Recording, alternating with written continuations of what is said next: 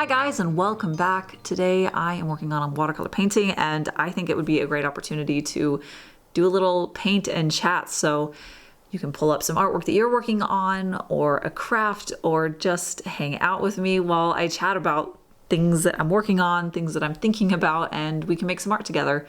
So yeah, today what I am working on, in this video at least, is a vampire painting. She's from last month. She's actually the exclusive print from Patreon for last month. So thank you all the patrons who supported me during that month.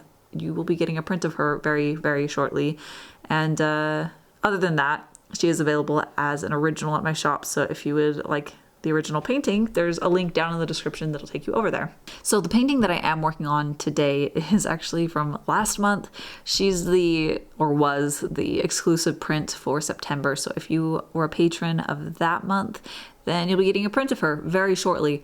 And other than that, the only way to get her is to get the original, but the original painting is available at my shop. There's a link in the description if you wanted to check that out. I am very happy with how she turned out, but anyways, that's what I'm working on in the video. But in my current real life, what I'm working on right now is Inktober. So we'll be talking a bit about both this piece that I'm painting right now in front of you, and also my Inktober project and how that's going. So I guess a really quick recap with Inktober is that I've been doing very well at it.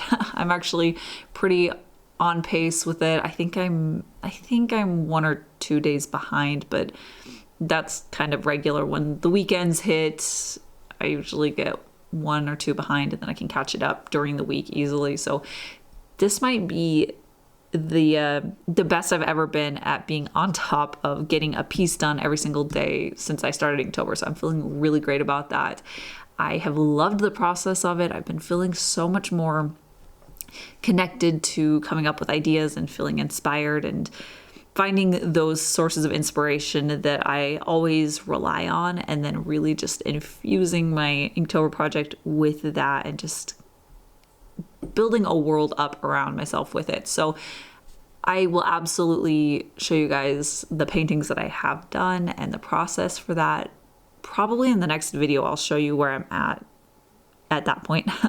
But I have been really bad at posting any of it, which is kind of I see the two, I'm of two minds of it. That's what I'm trying to say. I really enjoy giving myself space to not film them. It's honestly kind of surprising how much of an impact having a camera involved in the painting process can affect it. It has to be right there, right, so that you can see what I'm painting, which also means that's kind of where I would usually put my head to look at it. So it impedes that. It impedes my viewpoint of the piece. It also means that I have to continually break myself out of a flow state to make sure that my camera is recording and it's working, and that it's framing that segment that I'm about to paint correctly. So there's just a lot of things that break up the flow of working on a painting, and I love being able to show my paintings as I'm painting it. So that's not something that I want to stop doing, but it has been like a little treat for myself to work on most of these Inktober's without that pressure. And I think it's really been working at helping me feel more reconnected. It's giving me a lot more joy working on each piece. So yeah, I've been really getting into this project. I love working on it. It makes me feel excited to wake up in the morning and know that I get to come down and work on another Inktober piece. So I think that's a great sign that I'm on the right track of maybe finding a better balance for how to create artwork. I don't know. Anyways, I will be showing you guys everything that I've done up to this point, and I'm going to talk about the tools and the techniques and all of the things that I'm thinking about as I'm working on my Inktober in the next video, which should be about a week from now, probably a little sooner because I've been a little sparse lately, but yes, stay tuned for that if you want to see what I am working on and some of the behind the scenes stuff. I really can't wait to show you guys what I've been working on. And I'd love to know what you are working on, if you're working on any of the art challenges this month. I originally said in a couple places that I was going to do Inktober and Drawtober, which did not work out, which is no surprise really, but I wanted to. Drawtober just ended up being too much on my plate, while Inktober was enough already. And yeah, I think that probably what I would love to do though is in the future I could come back to the what are they called? The themes, the concepts, prompts. That's it. The prompts for Drawtober to spark some ideas in the future, because I loved the prompts for this year, but I can use that for inspiration in the future and just kind of pick at it to make it really fine-tuned for what I want to work on. But anyways, yeah, that has not happened at all. I think I have like a quarter of a sketch done for the first prompt. but that's okay. I'm on track with Inktober, so I will be grateful for that at least. So this painting that I'm working on, my vampire painting, I wanted to find as many little details that I could put into it to make it feel a little bit more special and fun to work on. I'm trying to do that more. I tend to work on a sketch a little too simply, I think, where I kind of get that basic concept down. It's usually a character and some form of a background, maybe another animal figure kind of thing going on, and then I just do it. I paint it. But I've been wanting to find more details that can tell the story. So in this one, I put a spider web pattern on her dress and her sleeves, and it's really subtle. Or at least I think it's somewhat subtle, I guess, in the outcome. But I think that it really adds a lot to the interest of the piece. So when you're looking at it, there's more to settle on, more to think through, and for the eye to get caught on. And I want more of that in my pieces. I want more little treasures to find as you're looking at it. There's also, at the very end, I'm not sure if I filmed it or not. Anyways, at the end, I went in and added some ghostly bats to the background, and that was probably one of the funnest details I painted in a long time. So I just took one of the colors that I used in the background, and I mixed a very transparent wash of it, and then I just added some little bat wings and bat bodies that fade out in certain areas and come in other areas. So it's a very subtle read.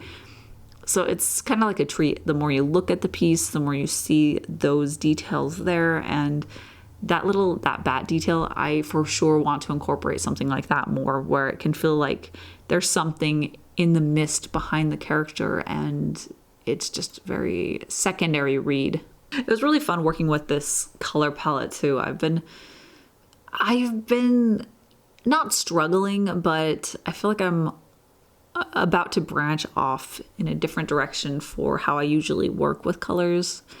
I've been not 100% happy with the overall atmosphere and feeling of my pieces lately, and I think that it's just kind of a time to shift and change and analyze what I actually like out of the inspiration that I'm looking at, and also the mood that I want to create with my pieces. So I think there's going to be some changes and tweaks and shifts in the color palettes that I'm working with. This one feels a little bit more like classic me, with the very saturated blue and the saturated pink, and then the black dress, which I love doing. I love having color with really dark black, rich black. I just love that contrast and that anchoring point, and having those two sides really playing off of each other. So this did feel like the type of piece that I very often make, the type of color palette that I'd pick from. But it was fun to be able to analyze what do I like about this and how can I make it better in the future. So one of the things is that I wish that I had deepened the background color towards the bottom of the piece so that it created more of a lift towards the moon and her face, and it would just ground out the bottom of the painting. That would have been a really easy thing to incorporate had I thought about it at the time. So I'm just going to make sure that I try to think through things like that when I can implement them. So this is a very small detail that I've been thinking about lately, but I very often do the character looking directly at the viewer of the piece.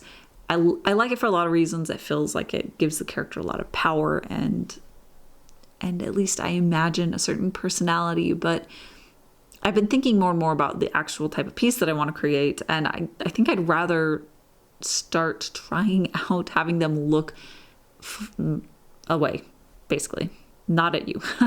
The reason for that is that I think that it creates a certain aloofness for the character, but it also can help them feel a little bit more like they're encapsulated in the world that I'm painting, rather than like almost breaking the fourth wall.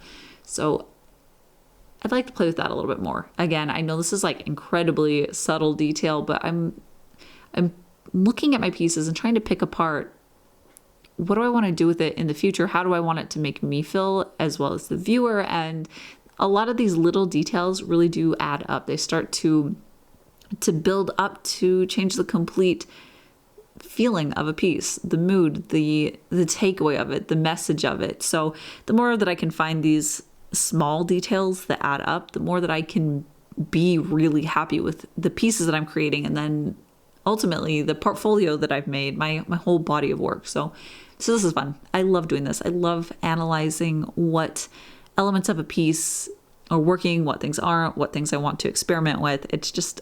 It's all very exciting to look at the growth that's possible. And like I mentioned, this original painting is available at my shop. I've titled her Pink Moon Vampire, and there is a link down in the description that'll take you over there. So if you'd like to give her a new home, go check that out.